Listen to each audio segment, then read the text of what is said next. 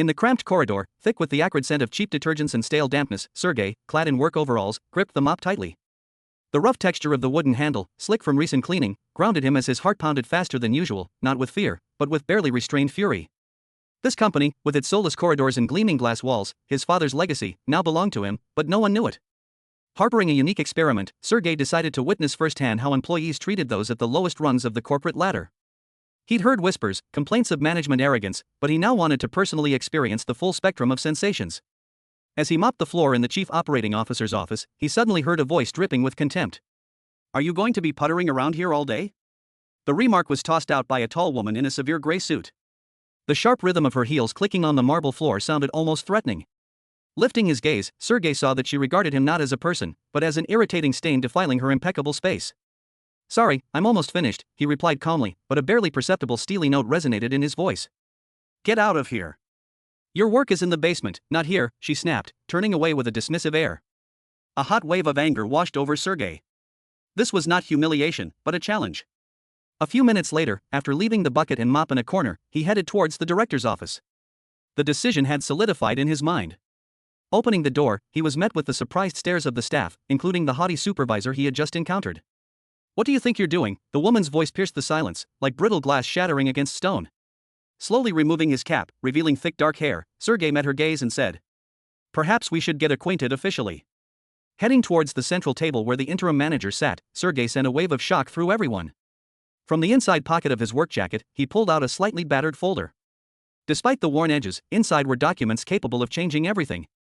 Carefully placing it on the table and opening it, Sergei presented a notarized document confirming his ownership of the company. "Allow me to introduce myself," he began with icy politeness. "Sergei Pavlovich, heir and sole owner of this establishment." A deathly silence descended. It seemed even the air itself had stilled in anticipation.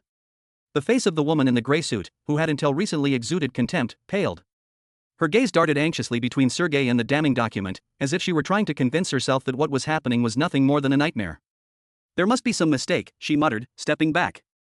Slowly circling the table, Sergei silenced the hushed office with the echoing sound of his steps. Standing directly in front of the pale woman, he said softly, almost in a whisper. "A mistake? Those are your words. I just wanted to see how my team treats people." His voice turned glacial, and each word cut like a knife. The staff, frozen in tension, dared not utter a sound. Sergei's gaze fell on the interim manager, who was nervously twirling a pen in his hands. "I think I need to reconsider the company's personnel policies," he said, his gaze unwavering. At that very moment, the door opened again. A timid young man in a plain shirt appeared in the doorway, glancing uncertainly at those present. In his hands, he held a folder of reports. "Sorry, I can leave this later," he stammered, noticing the tense atmosphere.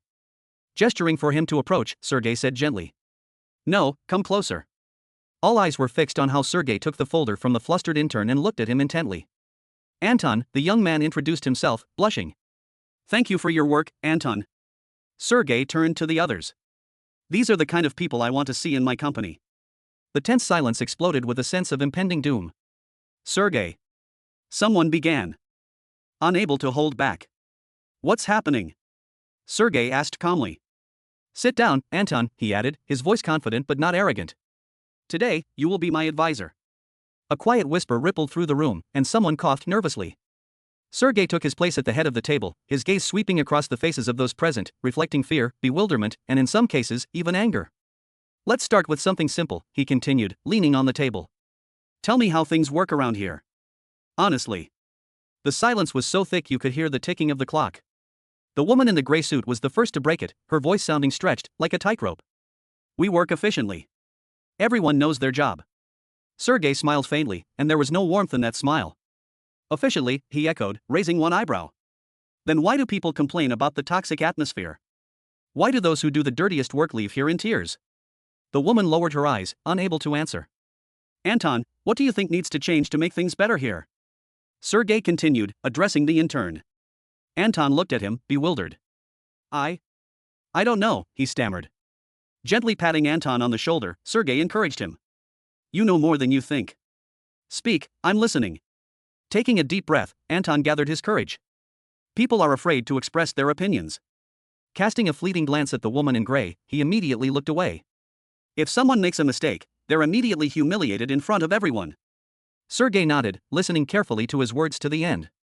Thank you, Anton. He turned to the others. Is this true? Several people nodded uncertainly. Sergei stood up abruptly. Good, then let's start with something simple. He pointed to the woman in gray. Your name? Olga Sergeevna, she replied almost inaudibly. Olga Sergeevna, Sergei repeated, taking a step closer. As of today, you are temporarily relieved of your duties. Shock rippled through the room. But? Olga began, her face turning crimson. The decision is final, he cut her off, not allowing her to finish. Turning to the others, Sergei announced. I want to see a report on the work of each of you. Honest. Without embellishment. Sitting down again and clasping his hands together, he looked at the employees expectantly. Either you work with soul and respect for people, or you find another place. Anton, sitting nearby, couldn't help but feel admiration for this man, but he didn't yet know that something far more complex awaited them, something that would force even Sergei to doubt his own righteousness. Sergei felt the tension in the room reach its peak. Almost every one of the employees was trying to avoid his gaze. This didn't bother him. He opened the folder that Anton had left and began to flip through the pages. On one of them, his attention lingered longer than the others. Interesting, he said, without looking up. This indicates the transfer of funds to third-party companies. He looked up, staring intently at the manager. How can you explain this? The manager, an elderly man with graying temples, nervously adjusted his glasses. These were strategic decisions. Sergei laughed softly, but there was no joy in this laughter. Strategic or personal? He pulled another sheet from the folder. Here is data on transfers to affiliated accounts, withdrawal of funds under the guise of contracts. The manager's face turned white. This is a misunderstanding, he began to, but Sergei interrupted him. Are you sure? He stood up and approached the man, stopping a few steps away. I can turn this over to the lawyers right now. Quiet whispers rippled through the room. The manager swallowed, trying to maintain some semblance of composure. Please, Sergei Pavlovich, give me a chance to explain myself. Sergei looked at him long and hard. You will have that chance, he said, his voice as cold as ice. Tomorrow at 9 a.m. expect a summons for an internal audit. Realizing there was no way out, the manager lowered his head in defeat. Sergei resumed his place at the head of the table. A heavy silence settled over the room, no one daring to speak first. Then, Sergei turned to Anton. Do you have any ideas? After a moment's hesitation, Anton replied. I think if employees were more involved in important decisions, the atmosphere in the company might be better. Sergei smiled. Excellent idea. Then we'll create a new committee, including representatives from all departments, even interns. And that's just the beginning, he added, his voice filled with unwavering resolve. At that moment, the door burst open, and a man dressed in an expensive suit, with an expression of extreme displeasure on his face, appeared on the threshold. What's going on here? He said in a tone that brooked no argument. Sergei looked at the newcomer and immediately recognized him as Arkady Borisovich, a longtime business partner of his father's. Glaring at Sergei, the man strode forward. Are you starting a revolution here? Meeting his malevolent gaze, Sergei calmly replied. No. I'm returning to the company what it should have had long ago, a conscience. Arkady sneered contemptuously. You have no idea what you're getting yourself into, boy. Tension filled the room instantly, as if the air had become electrified. Then explain it, Sergei challenged, his gaze unwavering. Arkady took a step closer, and it became obvious that conflict was unavoidable. Ahead lay a serious battle where the stakes were much higher than simply managing the company. Arkady Borisovich swept his gaze over those gathered. Are you all just sitting here listening to his nonsense? He said in a defiant tone. The staff at the table remained silent, as if caught off guard by the approaching storm. Sergei, on the other hand, remained icily calm. What are you suggesting, Arkady? He asked, leaning back in his chair. I suggest you leave before you do anything more stupid, the man replied. You're too young and naive to fix what has been built over years in one fell swoop. Leaning forward slightly, Sergei said coldly. Fixing it is exactly what I intend to do. Arkady smirked scornfully, but in his eyes there was a glint of malice. Fix it, he retorted, raising his voice.